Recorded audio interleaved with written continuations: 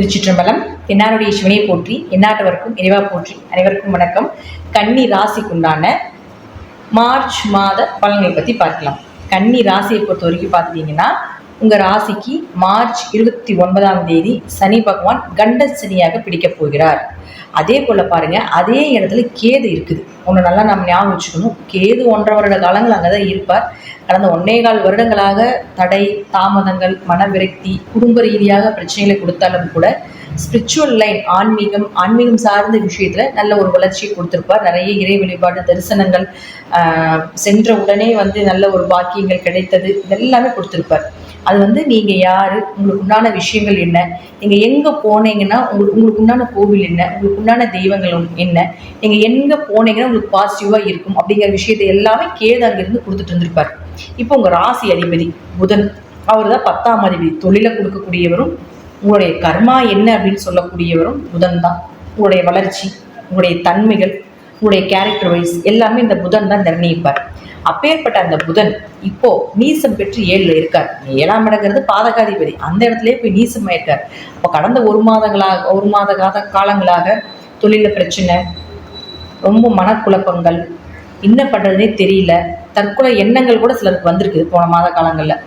அப்போது இப்படி இருக்கக்கூடிய அந்த புதன் இப்போ நீசமாகி தான் அங்கே இருக்கார். நீசமான வலு இல்லை, உங்களுக்கு மதிப்பு இல்லை, உங்களுக்கு மரியாதை இல்லை அப்படிங்கிறத கடந்த மாதனுடைய பலன். இப்போ வக்ரமாகிறார். அப்போ ஒரு கிரகம், ஒரு நீசம் பெற்ற கிரகம் வக்ரமானால் உச்ச பலனை அடைந்தே தீரும்.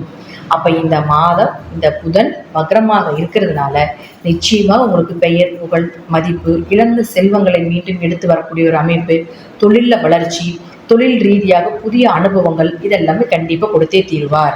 அப்போது போன மாதம் ரொம்ப டல்லாக இருக்கும், இந்த மாதம் ஓரளவுக்கு மூவ் பண்ணி வரக்குண்டான வாய்ப்புகள் உண்டு. அது உங்கள் ஜாதகத்தில் இயற்கையாக புதன் வக்கரமாக இருந்தால் நிச்சயமாக நான் சொல்வது நடந்தே தீரும். வக்ரமாக இல்லைன்னா ஓரளவுக்கு நடக்கும். வக்ரமாக இருந்துருச்சுன்னா நான் சொல்வதை விட நல்ல பெயர் புகழோட நல்ல தொழில் வளர்ச்சி இதெல்லாமே கிடைத்தே தீரும் அப்படிங்கிறது மாற்றம் கிடையாது. அடுத்தது சுக்கிரன். இது சுக்கிரன் யார் உங்கள் ஜாதகத்தில் 2 மற்றும் 9ஆம் அதிபதியாகி வக்ரம் பெறுகிறார். பொதுவாக நீச கிரகம் எப்படி வக்ரம் பெற்று உச்ச பலனை அடைந்ததோ அதே போல உச்சகிரக வக்ரமான நீச பலன் அதை நம்ம தெரிஞ்சுக்கணும். அப்போ உச்சகிரகம் வக்ரமாயி நீசம் பெறும் பொழுது அவர் யார், சுக்கிரன் யார் உங்களுக்கு 2 9ஆம் அதிபதி. பணம், பொருளாதாரம், தந்தை, பூர்வீக சொத்து எல்லாமே உங்களுக்கு சுக்கிரன் தான் கொடுக்க போகிறார். அப்ப அந்த சுக்கிரன் ராகுவோட சேர்ந்து நீசம் பெறக்கூடிய ஒரு காலகட்டங்கள்ல கண்டிப்பாக ரொம்ப கவனமா இருக்கும். பேச்சை மட்டும் ஒரு பேச்சு வெளியே விட்டுட்டீங்கன்னா அது பல மடங்கான இழப்புகள் உங்களுக்கு கொடுத்துருக்கும்.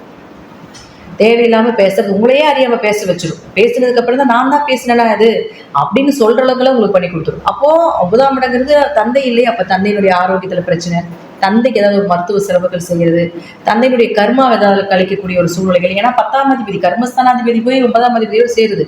அப்போ 9, 10 தர்ம கர்மாதிபதி யோகமாக இருந்தாலும் வக்ரோநீசம் ஆனதுனால கொஞ்சம் ஏதாவது ஒரு கர்மாவை கழிப்பதுக்குண்டான வாய்ப்பை கொடுத்தே தீரணும் இல்லையா அவர். அப்போ தந்தைக்கு ஏதாவது செய்யும் பொழுது கர்மா கழியும் இல்லையா, அப்போ தந்தையினுடைய உறவுகளுக்கு ஏதாவது உதவிகள் செய்யும்போது உங்க கர்மா கழியும் இல்லையா. அப்ப இதையும் நம்ம மனசுல வச்சுக்கணும். அப்போ 9, 10 தொடர்பு ஏற்பட்டா தர்ம கர்மாதிபதி யோகம், ஆண் வாரிசு பிறப்பதற்குண்டான வாய்ப்பு இதெல்லாமே கொடுக்கும் இந்த மாசம். அதுலேயும் மாற்றம் இல்லை. ஆனா இருப்பினும் சுக்கிரன் நீசம் பெற்று, அதாவது உச்சம் பெற்று வக்கரமான நீசகதி அடைகிறதுனால எதை செய்தாலும் கொஞ்சம் பொறுமையா இருங்க, பேச்சில் கவனமா இருங்க. யாரை நம்பி பணம் கொடுக்கல் வாங்கல் வேண்டாம். அது முக்கியமா ஜாமீன் கையெழுத்து வேண்டவே வேண்டாம். ஆனா இந்த மாசம் தான் எல்லாமே வரும். ஜாமீன் கையெழுத்து போடுற மாதிரி வரும், ஏதாவது நல்லா நடக்கிற மாதிரி வரும். ஆனா அப்படி பண்ணிட்டீங்க அது உங்களை சிக்க விடுறதுக்கு உண்டான கிரகங்கள் செய்யக்கூடிய ஒரு சூழ்ச்சியான விஷயம் அப்படிங்கிறத நம்ம தெரிஞ்சுக்கணும். ஓகேங்களா. அடுத்தது பாருங்க செவ்வாய். இந்த செவ்வாய் போய் 10ல் நிற்கிது. 3 8 குடையவராகி 10ல் நிற்கிறார். 3 குடையவர் 8 குடையவர் 10ல் இருந்தால் தொழிலில் சொந்த தொழில் பண்ணிட்டு இருக்கிறவங்களுக்கு தொழில் ஸ்தானபதி நீசம் ஆனாலும் கூட ஏதோ ஓரளவுக்கு வளர்ச்சியை கொடுக்கும். ஏன்னா 10ல் செவ்வாய் இருந்தால் இன்ஜினியரிங் சம்மந்தப்பட்டது, இரும்பு சம்மந்தப்பட்டது, ஃபுட்டு சம்மந்தப்பட்டது, காய்கறிகள், மளிகைகள் சம்மந்தப்பட்டது, இது விவசாயம் சார்ந்தது எல்லாமே செவ்வாய்க்கு ஒரு வகையான ஒரு தொழில் தான். அப்போ அப்படி இருக்கக்கூடியவர்களுக்கு ஓரளவுக்கு வளர்ச்சி உண்டு. ஏதாவது ஒரு வழியில் பணவரவு, தொழில் வளர்ச்சி இதெல்லாமே கொடுக்கும். ஆனால் 8ஆம் அதிபதி 10ல் இருக்கிறதுனால தொழிலை இன்வெஸ்ட்மெண்ட் போடாமல் இருக்கிறதும் நல்லது. நிறைய மறைமுகமான விஷயங்கள் எல்லாமே உங்களுக்கு தெரிய வந்திருக்கும் அப்படிங்கிறது தான் உண்மை.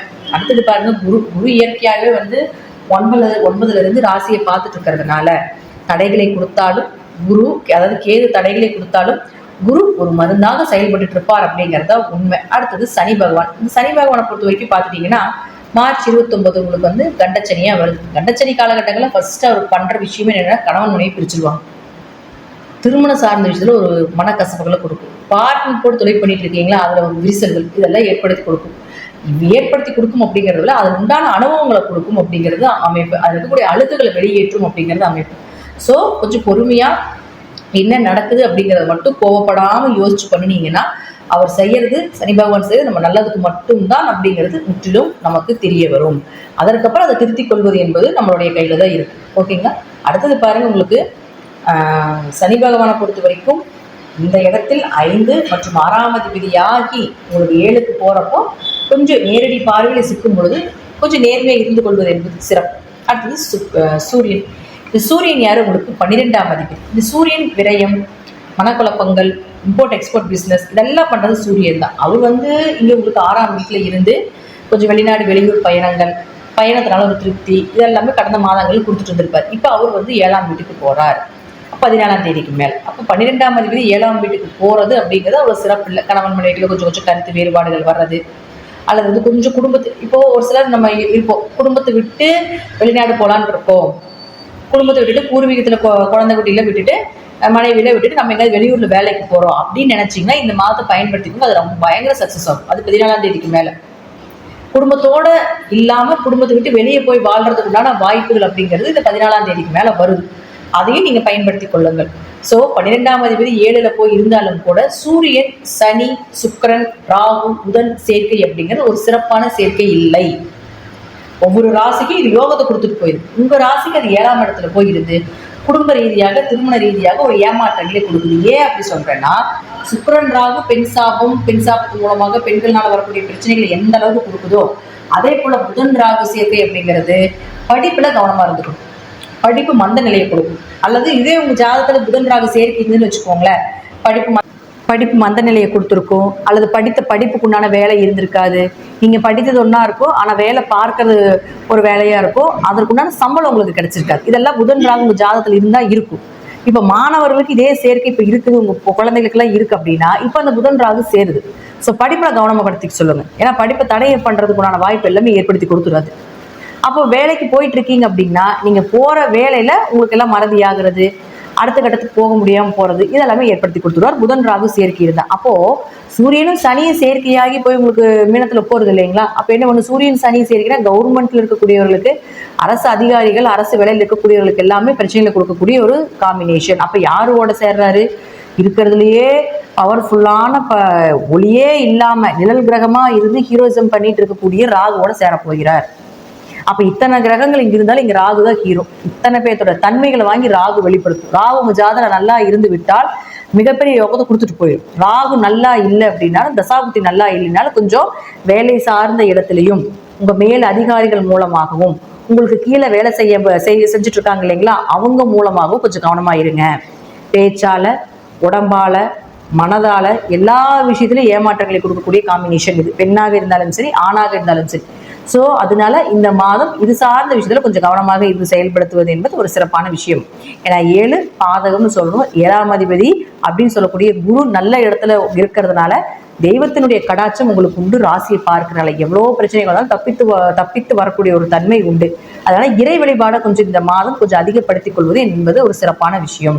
திருச்செந்தூர் முருகனோ அல்லது முருகப்பெருமானோ அல்லது ஏதாவது ஒரு மகான்கள் வழிபாடையோ தொடர்ந்து இந்த மாதம் முழுவதும் தினமும் அனுதினமும் முடிஞ்சா ஒரு நேரம் விரதம் இருந்து அனுதினமும் வழிபாடு பண்ணிட்டு வந்தீங்கன்னால், தினமும் காலைல தீபம் ஏற்றி ஒரு நேரம் விரதம் இருந்து ஏதாவது ஒரு மகான் வழிபாடு செஞ்சுட்டு வந்தீங்கன்னா இந்த 5 கூட்டு கிரக சேர்க்கை உங்களுக்கு பாதிப்பைகளை கொடுத்தாலும் பெரிய அளவுக்கு உங்களுடைய பெயர் புகழ் குறையாம பெரிய அளவுக்கு ஒரு அவமானத்திலிருந்து தப்பித்து உங்களை வெளியே கொண்டு வந்து விடும் அப்படிங்கிறத முற்றிலும் உண்மை. ஸோ கன்னிராசியை பொறுத்த வரைக்கும் இயற்கையாகவே ராசிக்குள்ள கேது இருக்கிறதுனால நிறைய பேருடைய தொடர்பு, நிறைய இறை வழிபாடுடைய தொடர்பு ஏற்படுத்தியிருக்கும். ஸோ அதை கண்டினியூவா ஃபாலோ பண்ணி இந்த ஒரு மாத காலங்கள் இன்னும் அதிகமாக வழிபாடுகளை செய்யும் பொழுது பெரிய அளவுக்கு பாதிப்புகள் இருந்து நம்ம தப்பித்துக் கொள்ளலாம். உங்க ஜாதகத்தை இந்த காம்பினேஷன் இருந்தால் மட்டுமே 100% பலிக்கும். காம்பினேஷன் இல்லை அப்படின்னா ஓரளவுக்கு நீங்க நினைத்ததை விட மிகப்பெரிய ஒரு பிரம்மாண்ட யோகத்தை நிச்சயமாக இந்த கிரகங்கள் ஏற்படுத்தி கொடுக்கும் அப்படிங்கிறது மாற்றம் கிடையாது. நன்றி. இது ஒரு நல்ல பதிவில் சந்திக்கலாம். திருச்சிற்றம்பலம், தில்லையம்பலம், ஸ்ரீ சிவத்துறையில் சரணம்.